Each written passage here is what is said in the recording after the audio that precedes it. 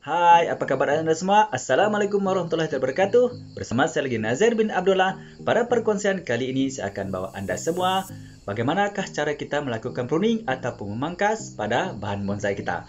Baiklah teman-teman, sekiranya Anda ingin mengetahui bagaimanakah cara pruning yang betul dilakukan dan apakah tujuan dan mengapakah pruning kita perlu lakukan kepada bahan bonsai kita, pastikan Anda terus mengikuti perkongsian saya ini hingga selesai. Oke, pastikan Anda jangan skip tahu, nanti Anda terlepas apakah langkah-langkah yang kita perlukan semasa kita melakukan pruning bahan bonsai kita. Baiklah, kita teruskan.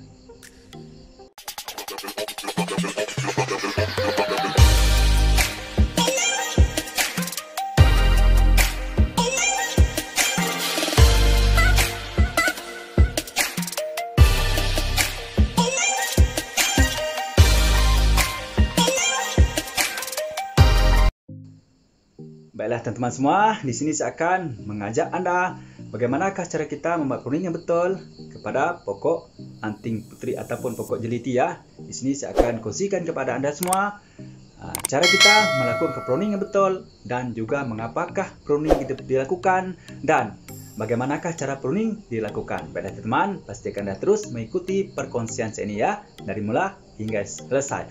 Baiklah teman-teman, untuk melakukan pruning ya, kita memerlukan gunting ya. Oke, kita memerlukan gunting ya. Ini yang suntinya Anda perlukan gunting ya. Tak milih kira-kira gunting ya, kira mana. Oke, mungkin kita juga membutuhkan catok ini nanti ya. Oke, baiklah teman. Sekarang kita akan memulakan kerja pruning ataupun pemangkasan pada bahan bonsai kita nih. Oke.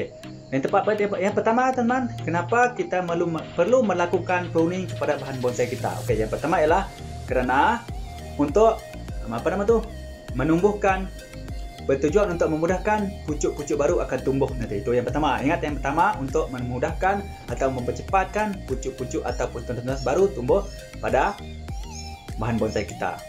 Dan yang kedua, ingat ya, yang kedua kenapa kita pruning? Oke, untuk kita mengelakkan bahan bonsai kita ini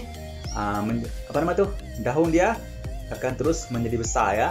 Jadi bila bahan bonsai kita menjadi besar, maka tidaklah bahan bonsai kita itu dinamakan bonsai karena memiliki daun yang besar. Oke, sebab bonsai semestinya memiliki sifat daun ataupun bentuk daun yang kecil lah. Oke, yang ketiga, kenapa kita perlu mempruning ialah kita perlu mempruning karena untuk membuang daun-daun yang sudah tua ya, daun-daun yang sudah tua.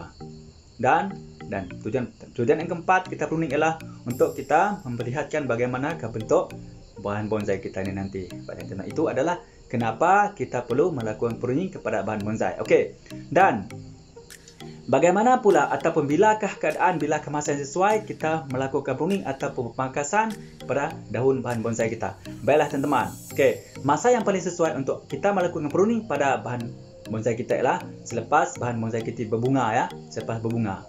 Okey, bila sudah berbunga, kita boleh membuat pruning kepada bahan bonsai kita. Okey, macam tu. Paling cepat pun kita boleh pruning dalam masa tempoh selepas kita puningkan 6 bulan sekali. Itu adalah masa-masa sesuai lah, masa-masa sesuai. Paling elok selepas berbunga. Bila berbunga, daun dah tua semua, kita akan pruning. Bila kita pruning, bonsai kita akan tumbuh tunas baru dan ini akan mencantikkan lagi bahan-bahan bonsai kita itu ya teman. Itu adalah masa yang sesuai kita lakukan pruning. Okey. Dan lagi untuk melakukan pruning sebaik-baiknya pada waktu petang ya teman, waktu sejuk, waktu petang ya. Kalau boleh kita boleh lakukan waktu petang ataupun semasa musim hujan. Ini adalah untuk mengurangkan stres pada bahan bonsai kita. Itu adalah masa ya teman, masa sesuai untuk kita melakukan pruning. Ingat ya, pastikan kita melakukan pruning pada bahan bonsai kita apabila bahan bonsai kita sudah memiliki daun yang sudah tua ya, sudah banyak dan sudah tua. Itu pentinglah, sudah tua. Ingat ya. Okey, tadi bagaimana cara kita pruning saya sudah Okey, kenapa kita perlu pruning saya telah kongsikan Anda, dan waktu dan sudah saya kongsikan kepada Anda. Dan yang ketiga ialah apa tujuan kita pruning? Okey, tujuan kita pruning adalah teman untuk mengemaskan bahan bonsai kita ya. Baiklah teman, itu adalah beberapa sebab atau alasan dan cara untuk kita melakukan pruning. Mengapa kita perlu melakukan pruning kepada bahan bonsai kita? Okey. Mana-mana pula cara kita melakukan pruning? Apa ya teman? Yang penting Anda mesti ingat cara untuk melakukan pruning ada dua ya. Sama ada kita menggunakan gunting atau kita memetik daun hanya dengan menggunakan tangan saja. Oke, pastikan teman semasa Anda pruning ya, jangan sampai Anda terpotong mata pada tunas yang baru nanti, karena ini akan melambatkan lagi pertumbuhan mata tunas. Pastikan Anda sentiasa berhati-hati ya semasa memotong itu tadi. Oke, baiklah teman, sekarang kita teruskan kita mempruning bahan bonsai kita. Oke, pada kali ini saya akan kongsi kepada Anda semua bagaimana kita mempruning pokok jeliti ataupun pokok anting putri. Oke, boleh kita teruskan ya. Oke.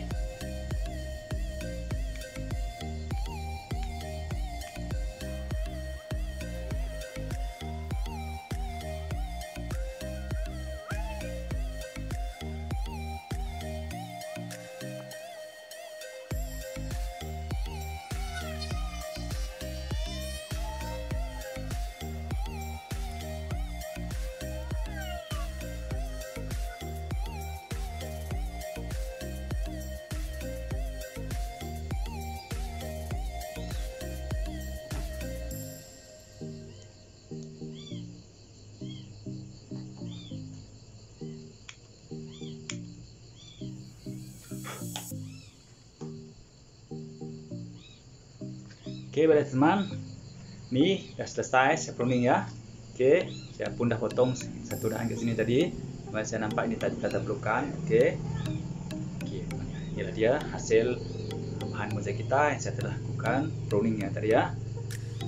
Oke, baiklah teman, saya rasa cukup sampai setakat ini dulu untuk perkongsian saya dengan teman pada kali ini, di mana bagaimana cara kita melakukan pruning atau pemangkasan kepada daun bahan bonsai kita. Ini adalah pokok anting putri ya teman, ataupun pokok jeliti ya. Ini teman. Oke, ini adalah pokok jeliti. Cara kita pruning bahan bonsai kita. Oke, ingat tadi kenapa, bila, dan mengapa kita, dan bagaimana cara kita melakukan pruning pada bahan bonsai kita. Ingat ya teman, saya rasa cukup sampai setakat ini dulu untuk perkongsian saya dengan Anda pada kali ini, yaitu bagaimana cara kita pruning bahan bonsai kita. Teman, seperti biasa, kiranya Anda merasakan perkongsian daripada saya pada kali ini bermanfaat kepada Anda, pastikan Anda klik tombol subscribe dan tekan tombol lonceng supaya Anda menjadi orang yang pertama akan dapat mengikuti perkongsian terbaru pada channel ini. Dan bagi Anda yang masih belum subscribe, silahkan subscribe ya, karena subscribe itu sangat mudah.